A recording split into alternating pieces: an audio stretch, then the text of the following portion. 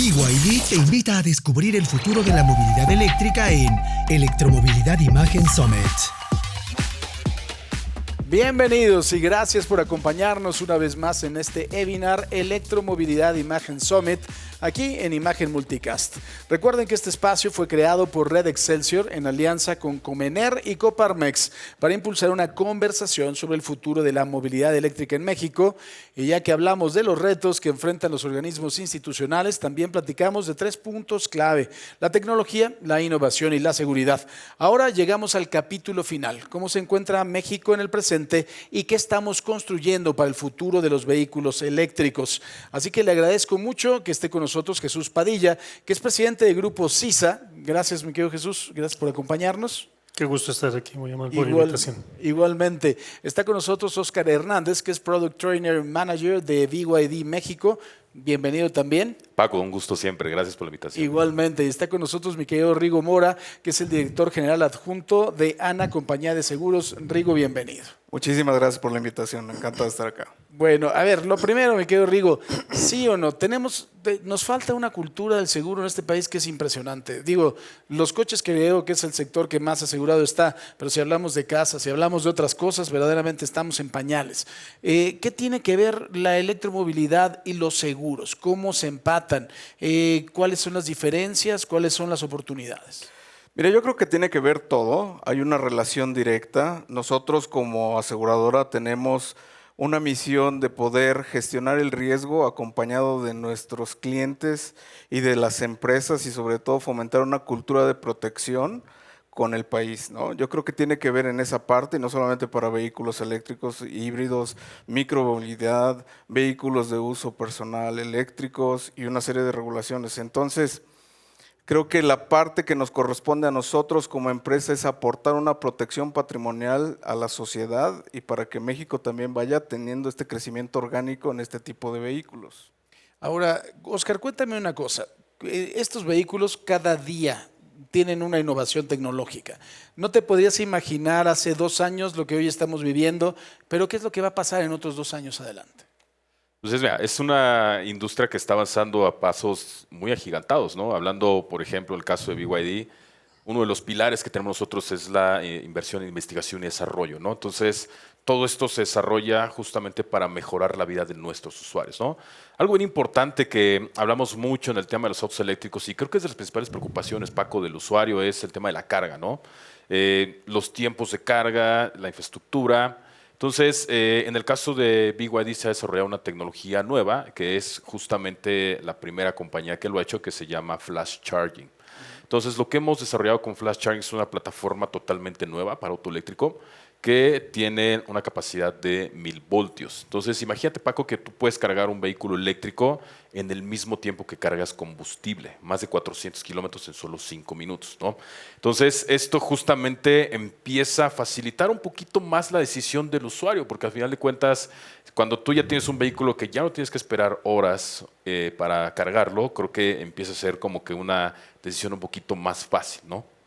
Ahora, mi querido Jesús, transporte público. Estamos hablando del caso contrario, ¿no? Aquí me gusta mi coche, tengo una gran cantidad de cosas, una gran cantidad de tecnología, y por el otro lado, una ciudad con transporte público que va a mutar a una electromovilidad requiere una gran inversión, una inversión salvaje, también requiere de un buen servicio y también requiere de la voluntad del usuario, ¿no? Claro, pues yo creo que primero con lo que dijo Rigo, el tema de asegurar más que por uno es por una responsable empatía hacia terceros. Esa es una obligación moral, no hay de otra. Respecto a los vehículos, sí tenemos ahí un problema, porque por nosotros dirigiendo el transporte público, pues lo que queremos es que se necesita más transporte público que privado.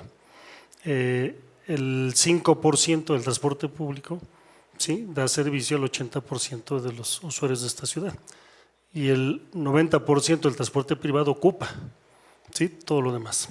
Entonces hay una relación ahí que nos complica entender. Evidentemente, los errores de la planeación se encuentran en la ejecución. Se necesita de una clara política pública, una clara política tarifaria. Decía Germán con mucha claridad: infraestructura, financiamiento, tecnología y regulación. El caso del transporte público es que es como la 620, la electromovilidad llegó para quedarse, y sin duda alguna un ejemplo de ello, Paco, pues es que el Metrobús se ha iniciado a electrificar y se va a electrificar prácticamente toda la flota, cerca de 900 unidades, y conforme vaya creciendo en el caso del circuito cero, el circuito interior y otras rutas, todas se van electrificando. El modelo de negocio es lo importante ahorita más que el vehículo, ¿sí? Cambia el modelo de negocio. Hace rato en los planteamientos que hacían los compañeros, bueno, pues nosotros consumimos 10% de energía respecto al consumo de combustible. Sí, ocupamos 40% de piezas respecto al total de piezas que ocupa un vehículo eléctrico contra uno de combustión, pero el costo sí es un diferencial importante, no en el automóvil privado, pero sí en el autobús público, en algunos casos hasta del 100% más. Ahora, yo creo que también la industria del auto eléctrico va también a cuidar cada vez más, ¿no?, el asunto del medio ambiente, Oscar. Sí, y creo que es una parte integral de todo el proceso, ¿no? Desde cómo produces los vehículos, cómo haces todos tus procesos para extraer los componentes químicos que tienen las baterías. Y algo que es una preocupación importante del usuario es qué haces con estas baterías cuando llegan a su tiempo de vida, ¿no? Entonces, la verdad es que tener un proceso bien mapeado y por supuesto que esté totalmente en conjunción con lo que estás intentando vender, que es electromovilidad y ser responsable con el medio ambiente, ¿no? Entonces, la verdad es que se tiene que poner atención a todos estos detalles. Rigo, en relación peso, velocidad, ¿es menos peligroso un automóvil eléctrico? Tiene que ver con la magnitud de los daños que genera un vehículo.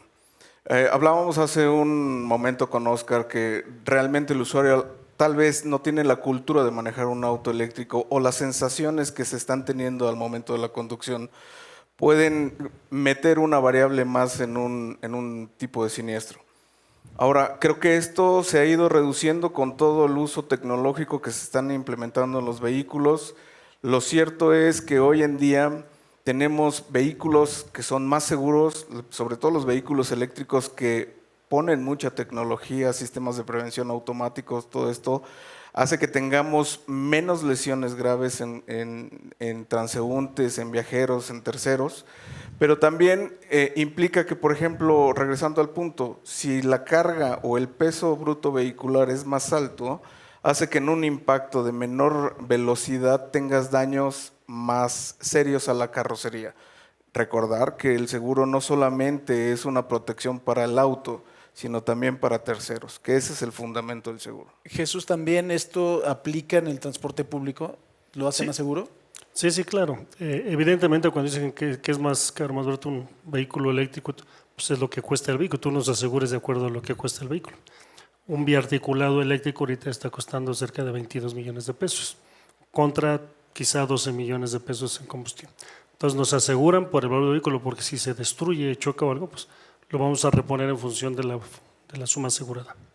Muy bien, pues vamos a hacer una pausa, pero al volver vamos a hablar de cómo va avanzando la adopción de la movilidad eléctrica en México, porque al menos, estamos hablando de menos del 10% de los autos son híbridos o eléctricos. ¿A qué se debe? Y con esto regresamos, no se vaya.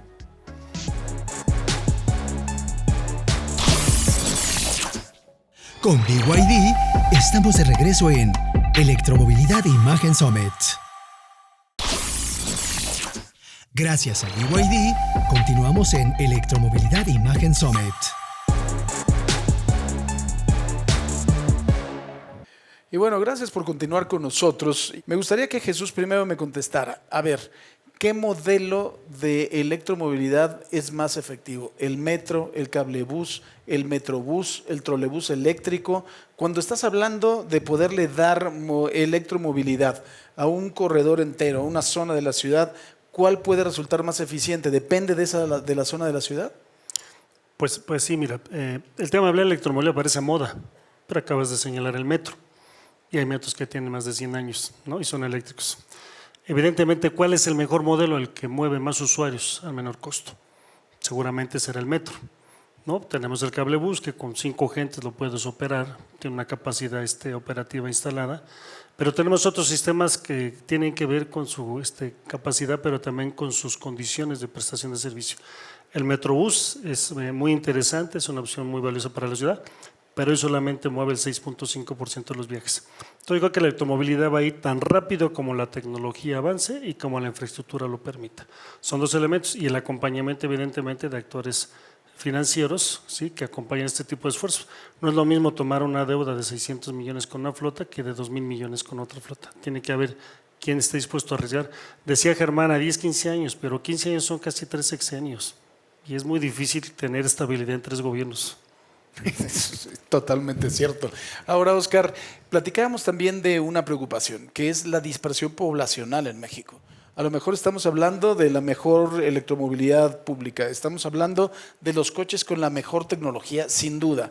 Pero, ¿y qué es lo que pasa en otros lugares? Estamos hablando de que esto puede llegar a 5 ciudades: Monterrey, Guadalajara, la Ciudad de México, Zacatecas, Aguascalientes, 4 capitales. Digo, no quiero dejar de mencionar alguna, pero ¿qué es lo que va a pasar para que todos estos beneficios puedan llegar a toda la población?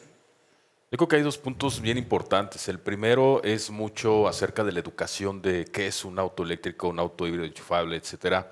Porque justamente el usuario a veces no identifica cuál puede ser el beneficio, ¿no? Que pueda entender que es un vehículo que le puede dar un mantenimiento que es mucho más simple, menos piezas, por supuesto, un desempeño también muy superior y también un vehículo que en muchos casos es mucho más seguro, ¿no? Ese es uno. 2, el tema de los costos. Yo llevo en esto de autos eléctricos casi 10 años. Y he notado cómo al principio un auto eléctrico era un lujo, ¿no? Era un juguete, era el 4.º vehículo que había en una familia, que se usaba muy pocas veces, y actualmente ya es un vehículo que en muchos casos es el único vehículo familiar. Entonces esto, obviamente la tecnología conforme ha ido avanzando se ha hecho más accesible y obviamente ya más gente puede acceder a él. Y otro punto bien importante es el tema de la infraestructura de carga, que creo que es de lo más crucial que nos hace falta aquí en México todavía, ¿no? A final de cuentas, quien está todavía considerando un vehículo de esta naturaleza, le preocupa primero si lo voy a cargar en mi casa, si mi domicilio tiene las condiciones para poder cargarlo.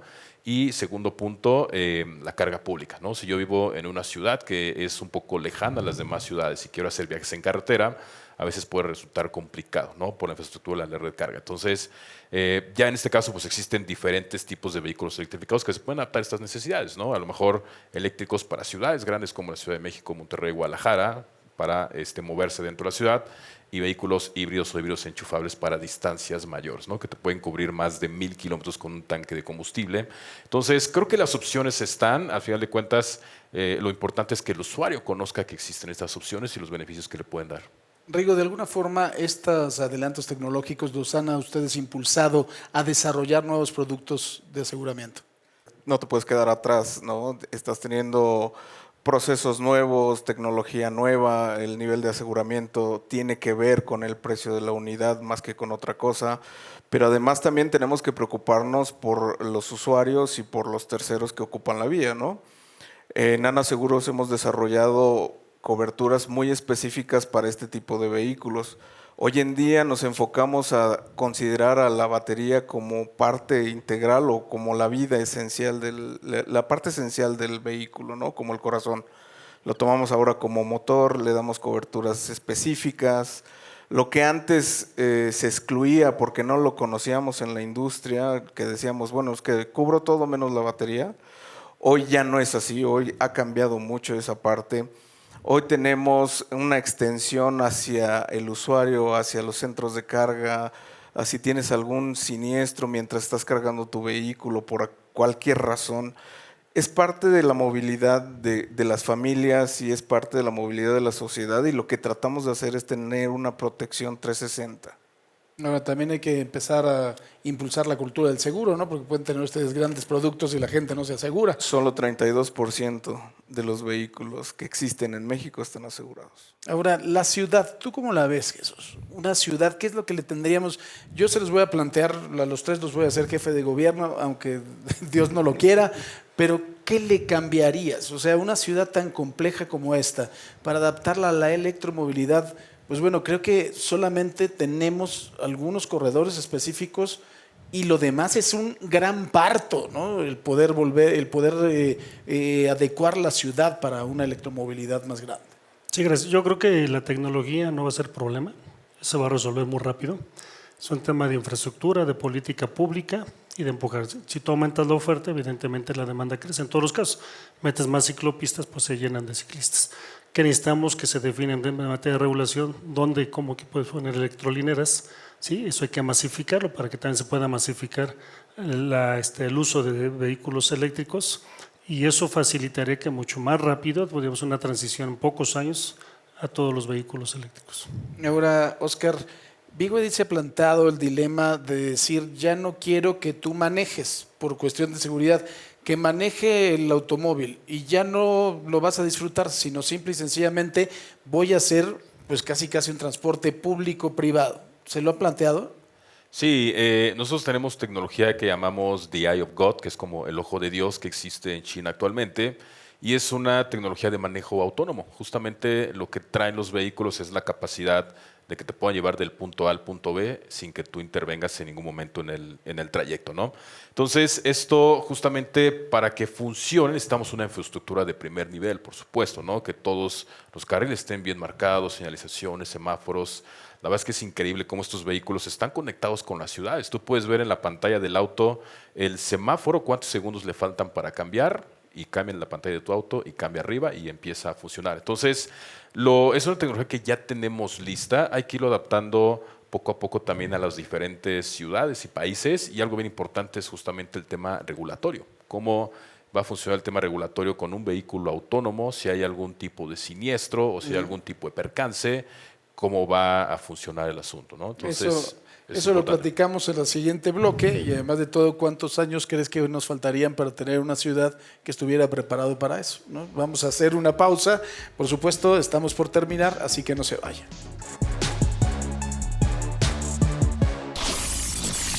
Con BYD estamos de regreso en Electromovilidad e Imagen Summit. Gracias a BYD, continuamos en Electromovilidad e Imagen Summit. Estamos a nada de cerrar esta edición de nuestro webinar Electromovilidad Imagen Summit. Y ahora, ¿qué es lo que pasa precisamente con la relación que puede haber entre los fabricantes de las empresas? Lo que estábamos platicando, esa evolución de los seguros, las baterías, ¿no? Cuando estamos hablando de automóviles autónomos, ¿de quién va a ser la responsabilidad? La responsabilidad es de la empresa, la responsabilidad es del ojo de Dios. ¿A quién le pagas, a quién le cobras? Y el Ministerio Público, ¿a quién se lleva a la cárcel? Cuéntame, Rigo. Mira, lo que platicábamos es que independientemente de que tengas el mejor software, no obsta para que tú tengas a otro conductor en la vía y pueda generarse un percance, un accidente. Con independencia de si se trata de una materia de automóviles o de seguro cyber o algún otro tipo de materia como daños, yo creo que lo más relevante y lo que debemos de dejar en claro como sector asegurador es que los seguros garantizan el patrimonio no solamente de los usuarios, sino también de las víctimas. Entonces, bajo esa tesitura, yo creo que el tema del deslinde de la responsabilidad pues tendrá que seguir siendo de la mano de las autoridades, de los peritos y todo esto. Mientras tanto, el respaldo patrimonial tendrá que ser por parte de los seguros en el ramo que corresponda, ¿no? Ahora, Oscar, cuando estamos hablando también ya de estos adelantos, cuando estamos hablando también de una capacidad de un automóvil que se puede llegar a manejar solo, el asunto de la seguridad me parece que empieza a ser también algo importante. ¿Qué es lo que pasa si en algún momento se te cae la red? ¿Qué es lo que pasa si en algún momento no lo puedes echar a andar? ¿Qué es lo que pasa con todas estas eventualidades que efectivamente se puede presentar? O incluso también, ¿no? Creo que nosotros tenemos un nivel más bajo de vulnerabilidad hacia un ataque malintencionado, pero pongamos que se puede presentar. Sí, no, al final todos estos sistemas están probados para trabajar en muchísimos escenarios distintos. Los vehículos, por ejemplo, en algunos casos pueden no estar conectados necesariamente a la red o al internet, ¿no? Para poder tener este tipo de funciones. Principalmente como lo hacen en el ojo de Dios, por ejemplo, es a través de cámaras, radares LIDAR. Entonces, lo que va haciendo el vehículo es que va monitoreando en tiempo real todo lo que va pasando alrededor. los carriles, el semáforo, la persona que se va a cruzar, y el vehículo puede ir tomando decisiones en tiempo real con unos procesadores que trabajan en milisegundos. La verdad es que es increíble cómo el vehículo puede incluso actuar mucho más rápido que una persona, ¿no? Entonces eso es algo bien interesante. Entonces sí son sistemas que están justamente probados y que la verdad es que funcionan bastante bien.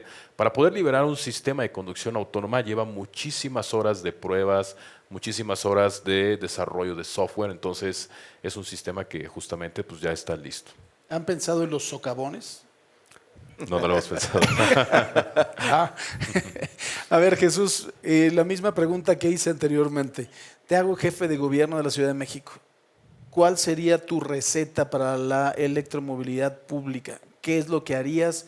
¿Dónde desarrollarías? ¿Qué es lo que harías? En una ciudad modelo. La Ciudad de México tiene una complejidad todavía mayor, pero en una ciudad modelo, ¿qué es lo que harías? Poner a bordo a todo el equipo que tenga competencia en ello. Si no, cada quien habla su idioma y cada quien va por su lado. Y cuando no nos entendemos, tú ves una Coca-Cola, el otro ve una taza y el otro ve un vaso. Entonces, primero, si te vas a subir en esa lógica y dimensión, bueno, pues tiene que estar todo seguro. Seguro traer los recursos necesarios que tengan que ver con tu discurso y con el recurso. Que esté acompañado lo que tú estás planteando, ¿sí?, con tu presupuesto. Tercero, como es un tema de gobernanza, en este caso, invitar a todo el transporte público concesionado a subirse a un mejor negocio que el que tienen. Convencer a la ciudadanía que por un tema de medio ambiente, de un principio de acompañar las emisiones ambientales, las emisiones contaminantes, de tal manera que te conviertes en una ciudad modelo, pues pudiéramos ir transitando rápidamente, generar incentivos verdes, evidentemente, que aseguren que esta posibilidad pues alcance a todos, democratizar lo más que se pueda la posibilidad que todos tengan acceso a un vehículo eléctrico. Ahora, Óscar, rápidamente, porque me gustaría también 30 segundos de conclusión, el asunto también de la legislación, el asunto de la normatividad. Ustedes van avanzando, para 2 años los veo con vehículos voladores. ¿La normatividad los va a acompañar? Bueno, pues eso tendremos que irlo viendo. A final de cuentas, justamente en todo hay una evolución. Entonces, yo estoy seguro que mientras empiecen a llegar este tipo de tecnologías, justamente se va a tener que abrir esa plática, ¿no? Para empezar con la regulación, porque a final de cuentas, pues es un producto que en algún momento tendrá que llegar y tendremos que empezar a hablar del tema. Rigo, tu conclusión, 30 segundos. Yo creo que la parte de vehículos híbridos y eléctricos, si bien está creciendo a pasos agigantados, necesitamos infraestructura para poder atender todas las necesidades. No solamente en la parte eléctrica, también tener proveedores que puedan reparar estos vehículos y con ello extender la vida útil del vehículo y con esto también coadyuvar a que esto se vaya implementando en toda la sociedad, ¿no? No perder de vista que la parte de los seguros, nosotros sí pensamos en los socavones, en los huracanes, en el granizo y todo eso, y eso es parte de nuestra evolución, brindar una protección integral a la sociedad. Jesús, 30 segundos, conclusión. La tecnología inteligente es muy importante. El uso inteligente de la tecnología es mejor. Te faltan 15 segundos. Me estás echando a perder el webinar.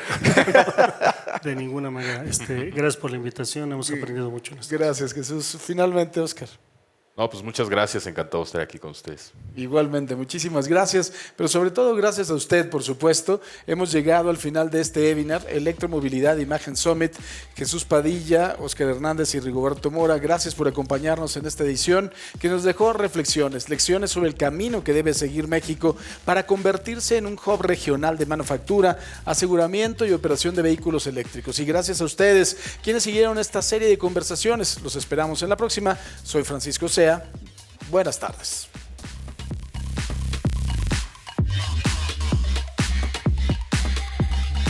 BYD hizo realidad una visión más limpia, conectada y eficiente para la movilidad del mañana.